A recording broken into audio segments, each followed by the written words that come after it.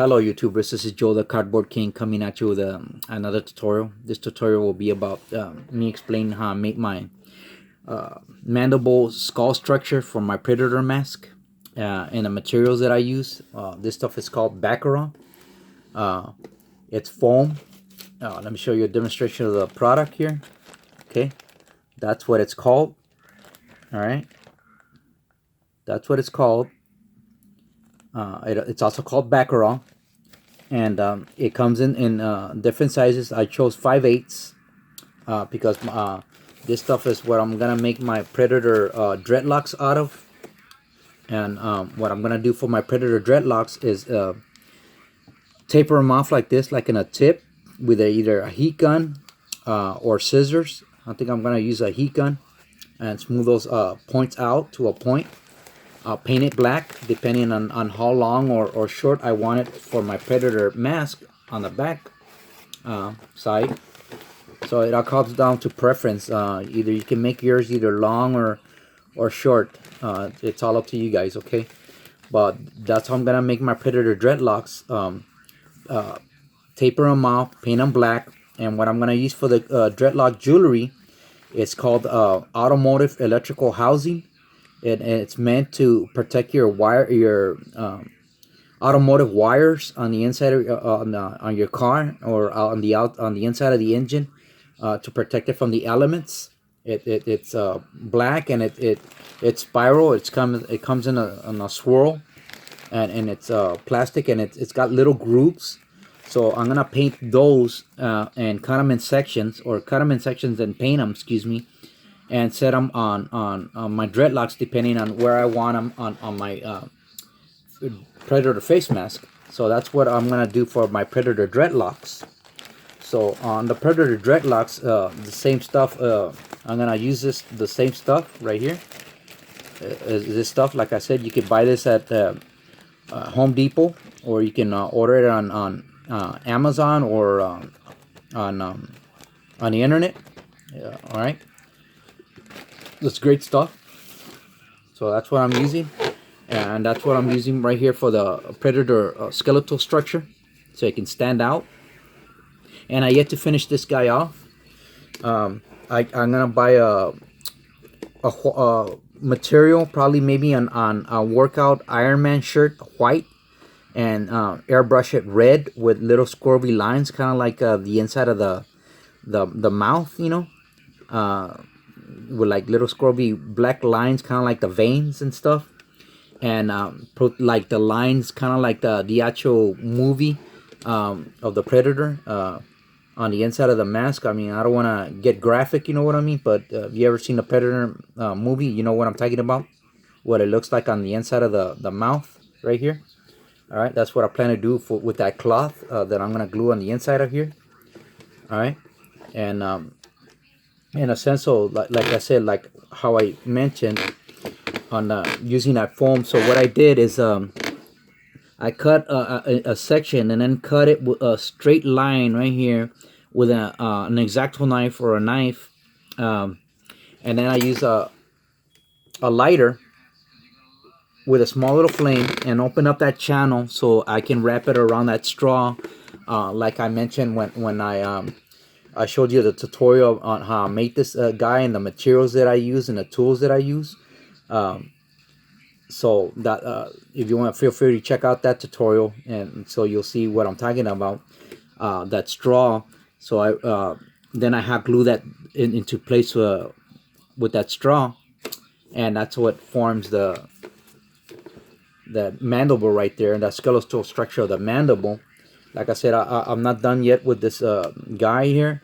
I ran into a little problem right here. I added cardboard pieces out of a cereal box on either side of the cheek area, because what was going on when I was activating my mandibles, this is a working piece.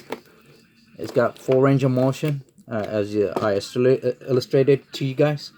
But what was happening, that fishing wire line that I was using was getting caught inside right here in the corner of the cheek area, and it was hindering that mandible, and it would stay open like this, and it wouldn't go back into place. I since corrected that and add those cardboard pieces from a cereal box.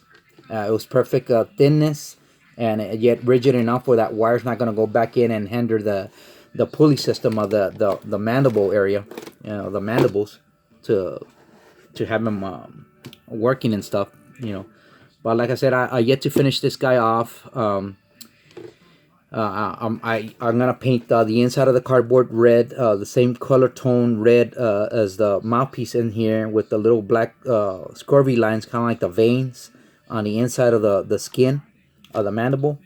On the outside, on what I plan to coat this whole predator skin is I bought an old Halloween bodysuit, and it was too small, so I cut it in great sections, and I'm gonna put adhesive all over the crown here and all over the areas where I want that material to be, and what I plan to do is glue it here, right where the teeth is gonna end, and then I'll glue it right here in the bottom of the eye portion of the cardboard, so he actually look like he has skin for his mandibles, and it'll be a workable piece when I open my mouth. You won't see my mouth because of that cloth that I'm gonna put on the inside and paint it, and I think it's gonna look awesome with that. So once it's all fleshed out and skinned out,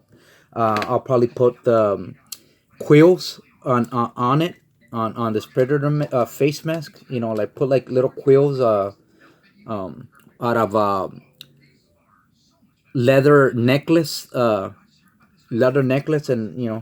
and poke holes, and then glue it on the inside with hot glue, and have them stick out, and then taper the ends kind of like a point, and then paint those black, so it matches the color of the leather, and so he'll look like he has quills too. That's what I'm gonna add once I skin them out. I yet to finish this guy out. I still need to work on the bottom portion of the mandibles right here, at that foam, to this too. But before I go, I want to explain a crucial thing to you guys. Make sure when you're adding your skeletal structure of your mandible right here, make sure you leave an empty space, a hollow space right here for your pulley, and the distance of your wire, so it can have so you can have movement of the mandibles. Because if you put a solid piece, you'll hinder that mandible, and you won't get the range of motion that you're seeking, kind of like this, kind of like mine. So just a key point on that, just remember that you got to leave an empty space where that pulley is, so it can go around that wire, and have distance enough for that wire, enough for the wire to pull and open the mandibles out, and just glue it on the sides of that foam area. So just make sure you don't forget that, and so you can have full range of motion of your mandibles, of what you're seeking. And so I'll shoot another tutorial once this guy is all fleshed out and skinned out, and with the dreadlocks and everything, and I'll show you the end result of this face mask, this badass and awesome guy that I'm currently working on.